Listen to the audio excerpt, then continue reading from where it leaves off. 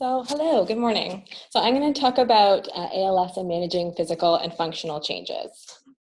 Okay, I'm just going to first talk about my role as the occupational therapist, and that's to identify physical and functional changes from diagnosis to palliation, to assist the person with ALS to maintain function, independence, and quality of life, and to provide strategies for dealing with challenges, often through the use of assistive devices. Okay. So some key areas of focus for OT include physical management, activities of daily living, mobility and positioning, the home environment, as well as augmentative and alternative communication, which are devices that allow a person to communicate and access their computer, as well as environmental aids for daily living, which are devices that allow a person to control their environment, like the TV, the lights, doors. And these devices will be explained in a little bit more detail later on today by my colleagues. All right, so physical management and exercise. So it was formerly believed that exercise was contraindicated for people with ALS due to damage from overuse. Exercise can help, but research is limited and there aren't really specific guidelines or protocols. But from what we can tell from the research, moderate exercise appears well tolerated, particularly in the early stages of the disease. And individualized programs recommended by a therapist are ideal because they can be changed periodically as needed and consider type, quantity, and precautions, as well as a person's baseline fitness level, their nutritional status, and their respiratory function. It's also, important for a person to monitor, their own body and listen to their own body and monitor their fatigue levels and their recovery time, because recovery really should be within 30 to 60 minutes, meaning that after resting for an hour, a person should feel that they could do the exercise again. If they're fatigued or sore an hour after exercising, this is a sign that they've overworked the muscle, they've overdone it, and the exercise should be modified to decrease intensity. Exercise should not cause pain, fatigue, increased shortness of breath, or delayed muscle soreness. And really the goal, shouldn't be to sort of focus on a specific muscle or to build muscle bulk, but rather to maximize functional abilities. All right, so there are 4 types of exercise to consider.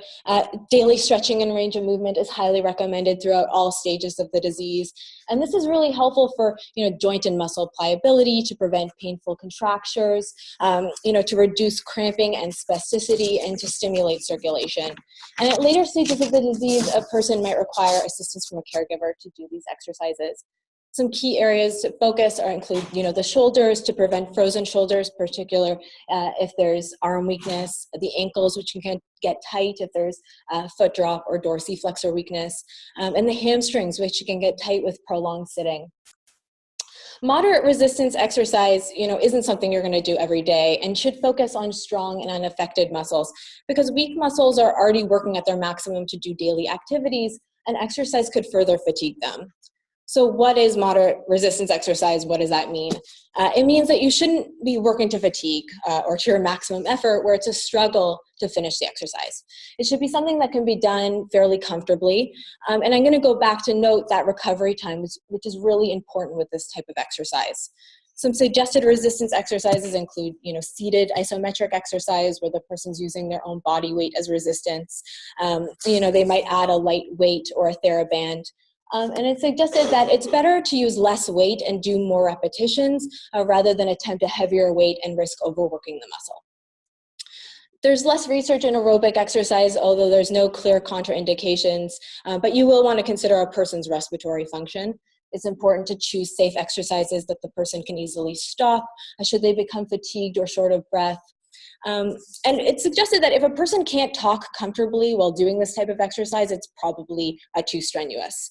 Some suggested aerobic exercises include, going for a walk in an indoor track or in the mall where it's flat and they can, stop easily should they become tired. Maybe walking in the shallow end of a pool, particularly if balance is impaired. And if there's leg weakness or ankle weakness, maybe they'll use a stationary bike. And if there's arm weakness or hand weakness, maybe they'll use a recumbent style bike because it doesn't require as much force on your arms and your hands. And these can be a little bit easier to get on and off of. Lastly, there's balance exercises. There's not much evidence here, although people find them helpful at preventing falls. It's just important to monitor these and choose safe exercises. Okay, Energy conservation, these are just strategies that can be used to avoid fatigue and conserve energy for desired activities. These are sort of the P's of energy conservation, so prioritizing important tasks and doing those first, planning ahead, avoid overdoing it in one day, pacing yourself, taking frequent breaks during an activity between tasks, and maybe using good posture and positioning. So maybe instead of standing, you're sitting to do activities. Avoid bending and reaching. And maybe you'll use assistive devices like a gait aid or a reacher. Another way to conserve energy is to use an accessible parking permit. Okay, all right. So progressive weakness can lead to difficulties carrying out activities of daily living. I'm going to just talk about some of the assistive devices that can help maintain independence, but also provide caregiver support as a person becomes more dependent for their care. So for toileting, there are bidets.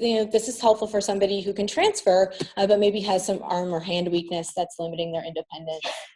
A raised toilet seat is an elevation. It's going to make it a little bit easier for somebody who has difficulty standing from a low toilet seat. And a wheeled commode is for somebody, who can't get to the bathroom. They can't transfer onto a toilet. Some of these can be used in a roll-in shower, and some of them have the ability to tilt or change position, which is particularly helpful later on in the disease if, the person doesn't have the trunk control or, to sit upright on a regular seat or commode. Okay, for bathing, these are just some of the devices that can help a person, get in and out of the bath or in and out of the shower. So grab bars, a bath lift, shower seats, tub benches. And the ALS Society, does have equipment, bathroom equipment available. So it's important to sort of look through their product catalog and see what's available. You can also purchase items at a home health supply store. Okay, so for eating, there's utensils with large handles to compensate for reduced grip. There's things like a universal cuff for people who have little to no grip. And then for drinking, there's things like a nosy cup, and this is helpful for people who have swallowing difficulties. There's a cutout for the nose that allows a person to drink without tilting their head back. And you can also find a cup with large handles like the one pictured here that can help if somebody has weak grip. Okay, for dressing, there are button aids and zipper pulls. These are for somebody, who has hand weakness and maybe reduced dexterity and pinch. And for grooming, there's electric toothbrushes and shavers, a long-handled comb. And for somebody who might have arm weakness, maybe they'll, support their arm on the bathroom countertop. And these devices you can find at a drugstore or at a home health supply store. Okay, mobility and positioning. So assistive devices to consider here are orthotics, gait aids, and wheelchairs. Recommendations should be made by an occupational therapist, physical therapist, or a physiatrist, not only to ensure that the person is safe and that recommendations optimize mobility and function, but to ensure that costly items will meet long-term needs, because this is a progressive disease and needs will change. So an ankle foot orthotic, this is helpful for somebody who has foot drop to prevent trips and falls. Custom options can be fitted in a specialized orthotics clinic, and it's possible to apply to the Ministry of Health Assistive Devices program for partial funding.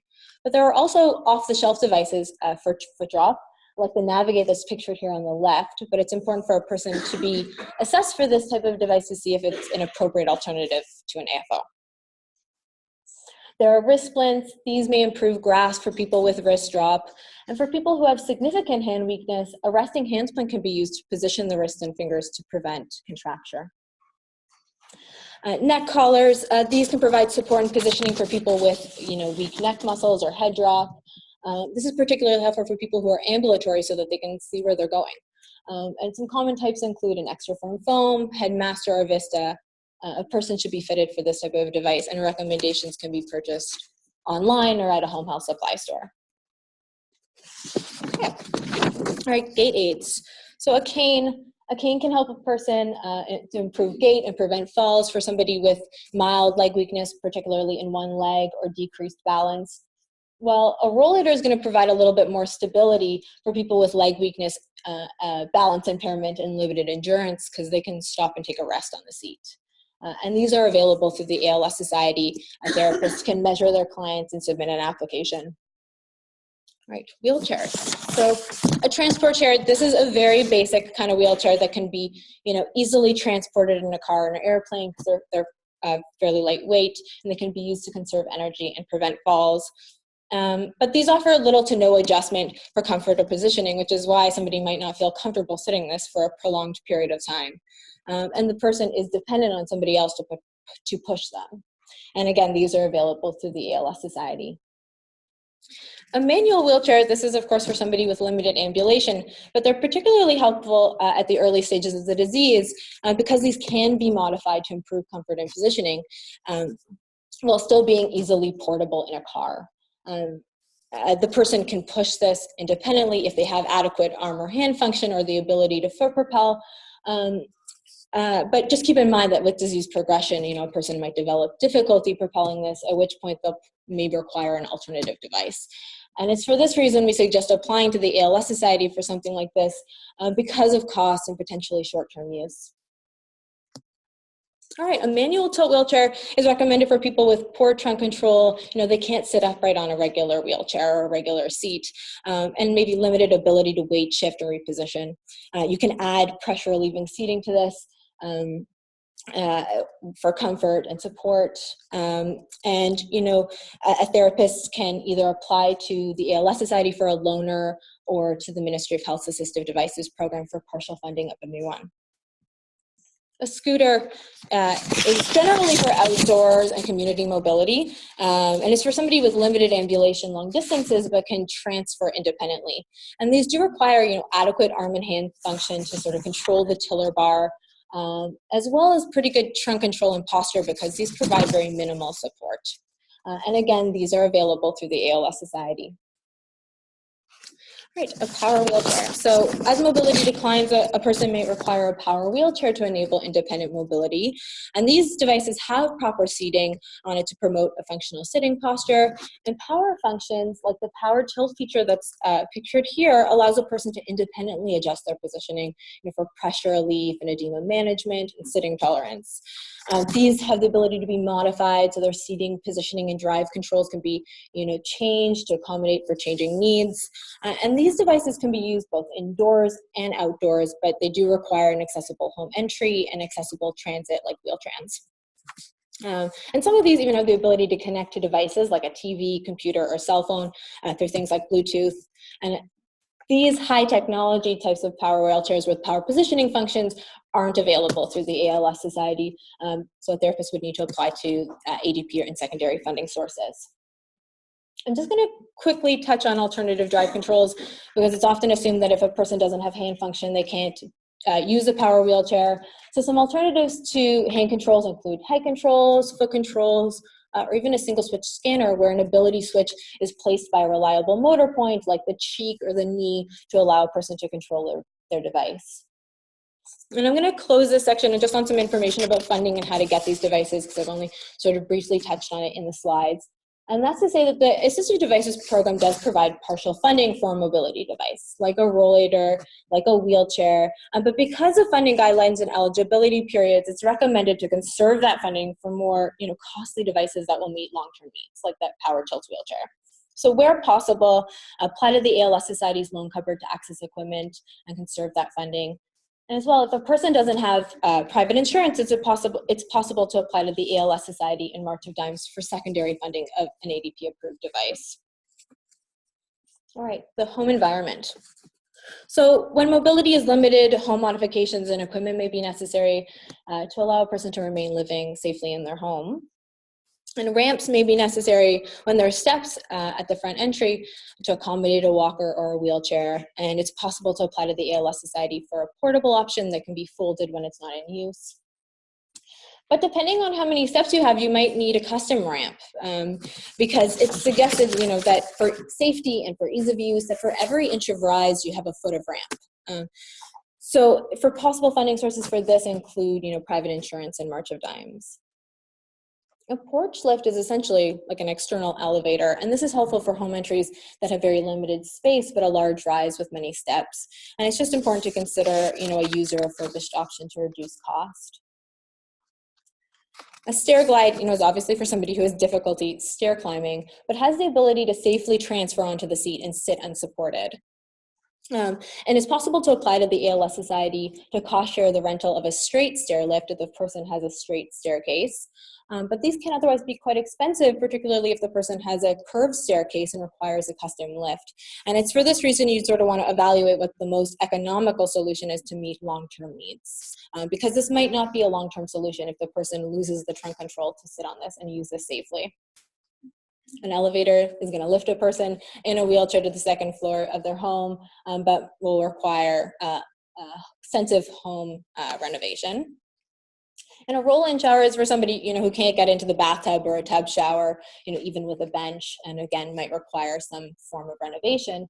A portable shower sort of is an alternative to that because it can be used throughout the home and eliminates that need for renovation, and it's possible to rent these or purchase them.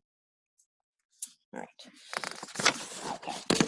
All right. A hospital bed is adjustable for somebody who has difficulty with transfers or repositioning to maximize independence. You can elevate the head of the bed if there's any respiratory weakness or to help them come to a sitting position.